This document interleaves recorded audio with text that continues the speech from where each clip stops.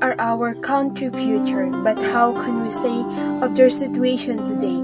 They don't know how to begin because of their experiences with violence, exploitation, abuse, and neglect.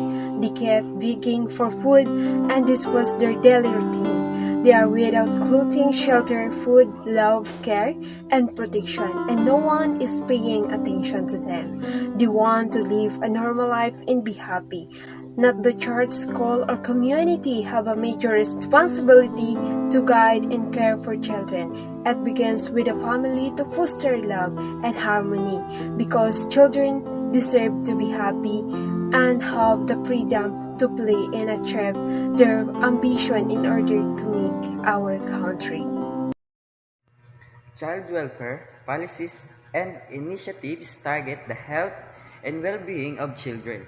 They aim to protect children from the harmful effect of poverty, family and parenting problems, child abuse and neglect, and inadequate resources.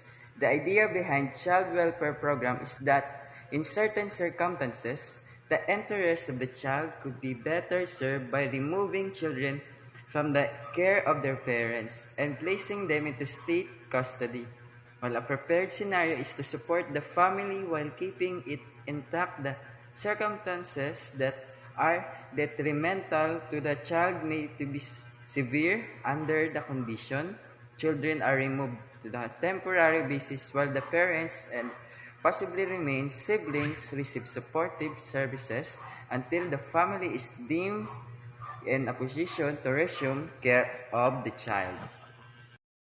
Uh, Problem. More on the problem of the children substance abuse, inadequate housing, health needs, parental incarceration, and racial discrimination are just of the issues that challenge the capacity of the child welfare system and its staff to provide adequate services of the families and children is service. That's it. How social workers solve the problem?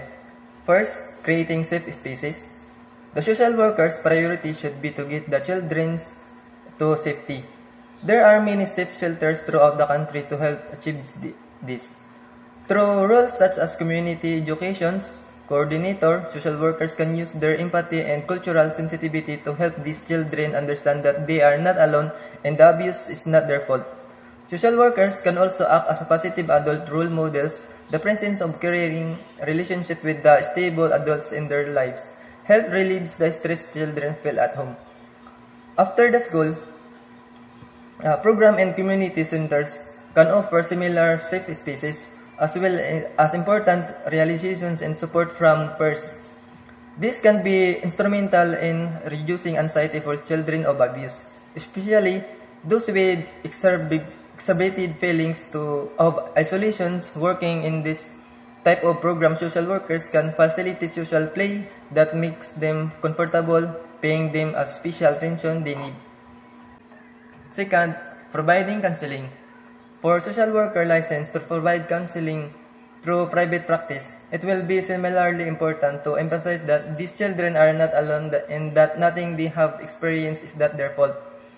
Often, children of abuse do not even understand that what they've been subject to is wrong and not an appropriate show of affections.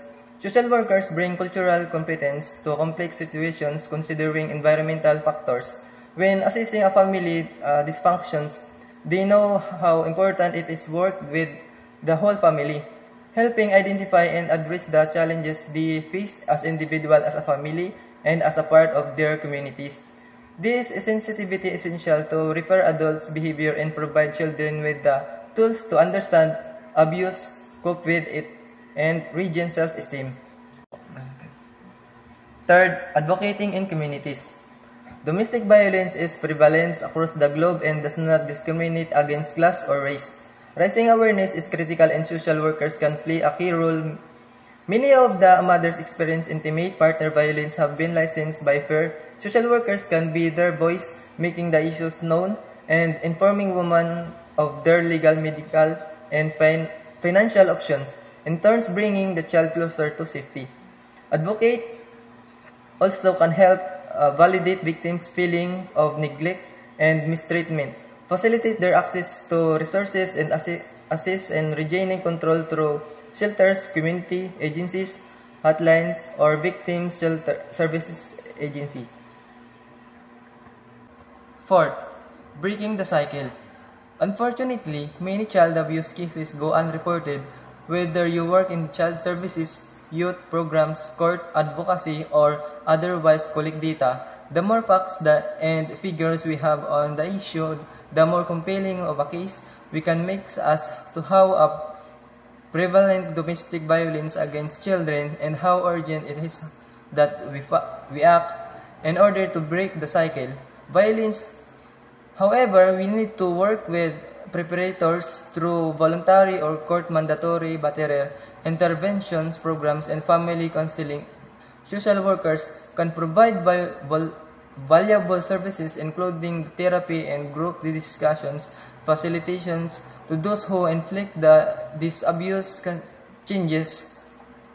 chances are they were children of abuse themselves. Child welfare encapsulates the notion of keeping children safe from physical and mental violence within their place of residence, schooling, and community. The Child Welfare Information Gateway defines child welfare as services designed to ensure that your children are safe and that their family have the necessary support to care for the children successfully. Child welfare services to work to provide necessary care for the child as well as prevent neglect and abuse, provide support for the child they have been removed from their parents, and to protect the child from harm. I believe that every child has the right to safety and security, both physical and mental, as well as access to education and adequate food.